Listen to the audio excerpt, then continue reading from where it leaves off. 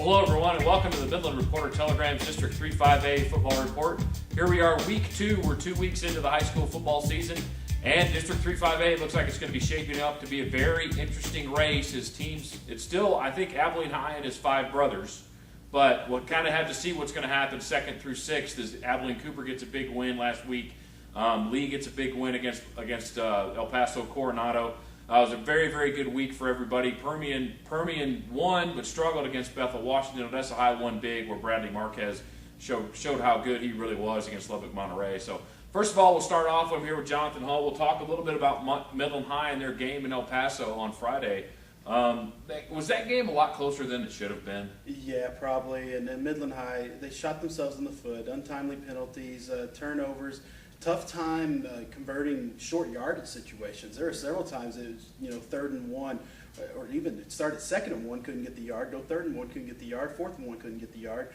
Then at the goal line, a couple of goal line stands by El Paso del Valle. I mean, that game could have easily been 35-13, or take your pick, maybe even worse than that for Midland High. But yeah, there's definitely some kinks to work out with that offense. Probably the best part for Yenzer is the fact that, number one, it's not Lee like it has been the last 2 years, and number two, his defense played another outstanding game, didn't they? The defense was really made the plays when they had to be made. There were times when Del Valle, with a very good quarterback, very good running back for that matter, for Del Valle, and they were able to get yards. But for the most part, the MHS defense stepped up when they needed to step up. Tyler Tatum, with the play of the game, had a sack right at the end of the game, really kind of sealed the deal. And for the second game in a row, Midland High ends up with an interception. This time Blake Bynum picking one off and sealed the deal.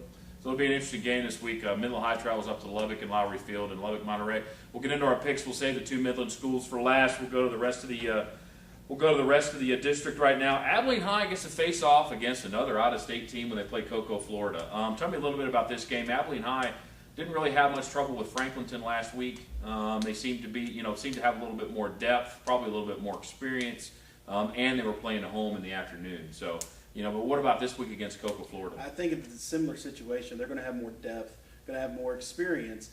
Cocoa's they have a very good running back. Last name's Bowie. He's headed to Rutgers. He's a Rutgers commit, but he's a very small, scat back type of guy, and but that's really past that. Cocoa doesn't have a lot more. They're only a 2-way school in Florida, so I can't expect a lot of players on the field. I don't know how it goes in Florida. We're going to be looking at something like what Abilene Wiley does as a 3A school and has 5A numbers. But I expect Abilene High to really run away. Give me a predicted score on that one. I think it's going to be a blowout. Abilene High pretty decisively, 42-10. I really think Abilene High is going to win this one big too. I think they're starting to hit their stride. They're playing another Florida school, and I think they're trying to hit their point as they get ready for next week's game against Plant, Florida. I think Abilene High it's going to be about 35-7. I think Cocoa will get a game in on them. Then we go to Permian and Cedar Hill. This game is Saturday, also at Shotwell Stadium in Abilene. Actually, Abilene High and Cocoa is in DeSoto this week over at Eagle Stadium in DeSoto, south of Dallas. Odessa Permian will take on Cedar Hill Saturday at Shotwell Stadium, and if Permian's defense doesn't improve, it could be a long day for them, couldn't it? It could very well, especially against what they did against Bethel. And the defense looked good against Smithson Valley for an opener. Offense is what struggled. And the offense came together against Bethel, and the defense struggled. So which one are you going to get? And right now, I think it's the offense that might really struggle against Cedar Hill. I think Cedar Hill is going to be able to shut down Permian's offensive game, and I think they can do enough against that defense, and I think Mojo's going to take another loss here. Give me a score. 28-17. Okay. I like Cedar Hill in this one, this one as well. I'm a similar score to Jonathan. I think it's going to be 27-14.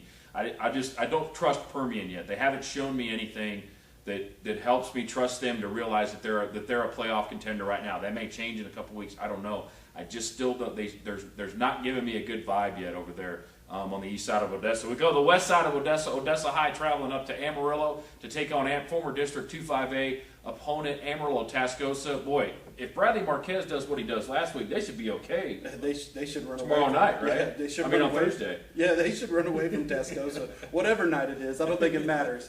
Marquez is if he can have 255 yards rushing again. Right. In fact, I wouldn't be surprised if he puts more on Tascosa. Yeah. Tascosa is really struggling right now. Yeah, and I think Marquez will have a big game. I think Odessa High's defense played much better last week against a closer opponent Also, I think if their passing game can come through, that's going to open things up for Marquez. Give me a predicted score, John. Again, I like Odessa High big in this one, 35-7. Okay. I like Odessa High in this one. They're going to go on the road and score a lot of points. I think they're going to win 42-6. And then with Abilene Cooper against San Angelo Central, boy, this game, let me figure out where it's at. It's down in San Angelo, but I tell you what, Abilene Cooper, I've been telling people that that's a dangerous team, and they proved it last week. Yes, they played at home. Westlake may not be what they were last year, but that's still a big win for them to come out with a win against Westlake last week. Yeah, it's still Austin Westlake. And Right. that's the thing. I mean, Right. Austin Westlake, I mean, they were state finalists last year, and that's just a proven program. So for Cooper to get that win after coming back from 4A up to 5A, I think that shut up a lot of critics Right.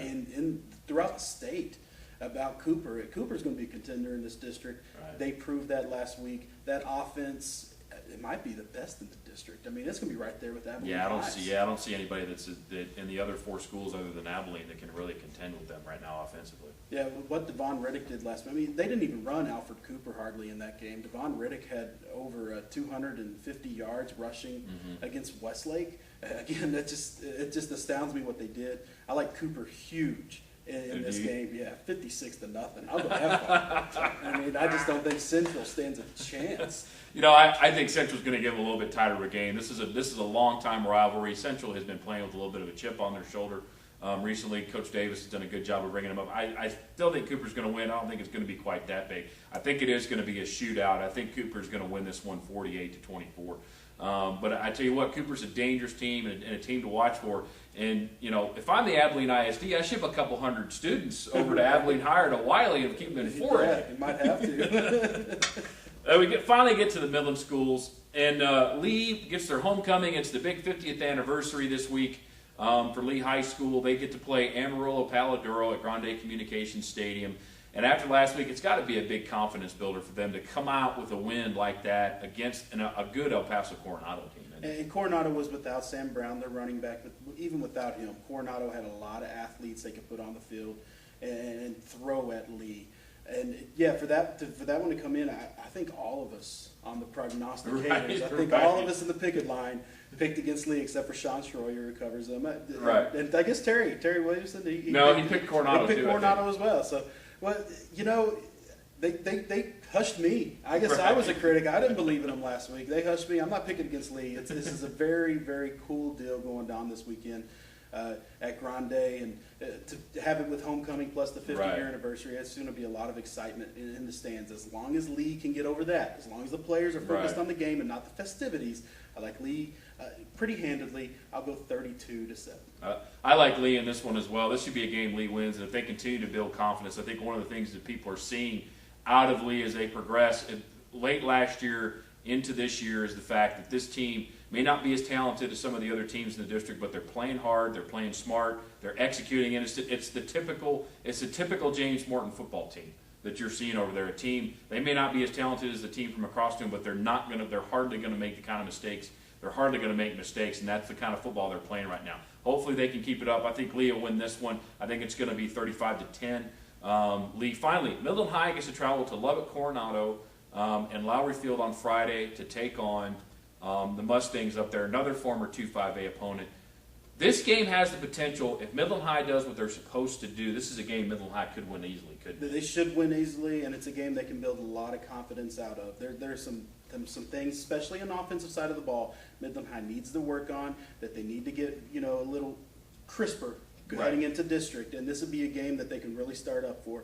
And this is the last real road game that Midland High has as well. That's they have true. 2 games in Odessa after this, and that's it. Yeah, and they're at home next week as well, right? Next home against Lubbock Monterey, and then against Central, and then you got 2 trips to Odessa to worry about in district, and that's it. I mean, that's the last real road trip for this team. So they've got a great chance to come in at 5-0 going into district. I think it's a real achievement for them. Just take care of what you got to do on the road this week against Lubbock Coronado. I think they will. I think the defense will dominate. And I like Midland High, and I think 30 points for this Midland High offense is high scoring. So 30-6, Midland High.